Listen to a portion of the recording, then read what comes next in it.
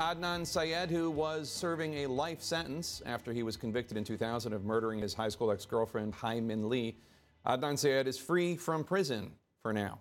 Syed's case, of course, was made famous through the podcast Serial and a subsequent HBO series. A Baltimore judge today approved a motion to vacate Syed's conviction and released him under home detention, and now prosecutors have the choice of either dropping the charges or retrying the case. This hearing comes after prosecutors asked for a new trial last Wednesday, citing newly introduced evidence which revealed two other possible suspects. To be clear, prosecutors are not saying that Syed is not guilty. Instead, they're saying they have no confidence in his past conviction and that keeping him in prison as they continue their investigation would be unjust.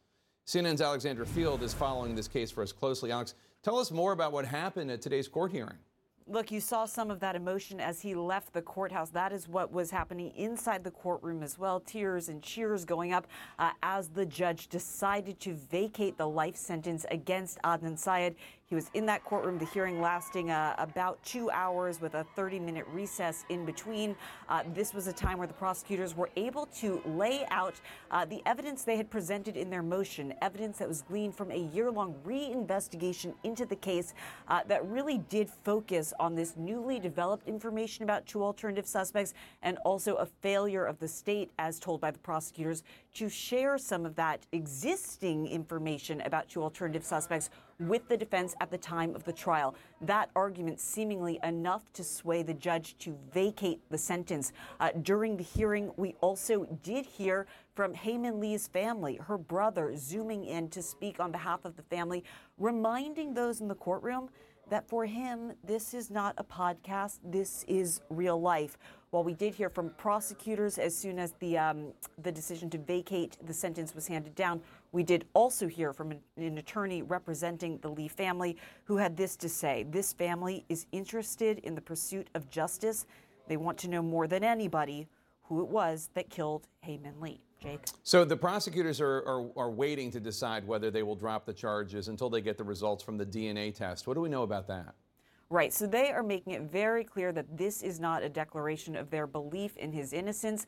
They say that this is an opportunity to move forward with the investigation. They want to ensure that justice is being served, that there is adequate representation for Adnan Syed should there be a future trial.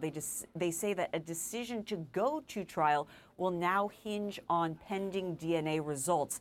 They're doing touch testing for DNA. This is a type of testing that was not available at the time that Syed was convicted, so they're trying to expedite the results there, see what they can glean from those results before deciding whether to go to the new trial or dismiss charges altogether.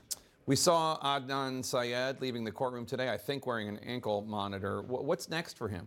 Yeah, he will be under electronic home surveillance while the investigation continues and until there is a decision on whether or not to dismiss charges or proceed with the new trial. But really, you can't underestimate or underplay the enormity of this decision. Look, the defense has worked for more than 2 decades to try to appeal this conviction. Adnan Syed has, for years and years, maintained his innocence in the murder of his ex-girlfriend. This is a day that came, we have to remind ourselves, not just because of the defense's efforts to clear him or exonerate him.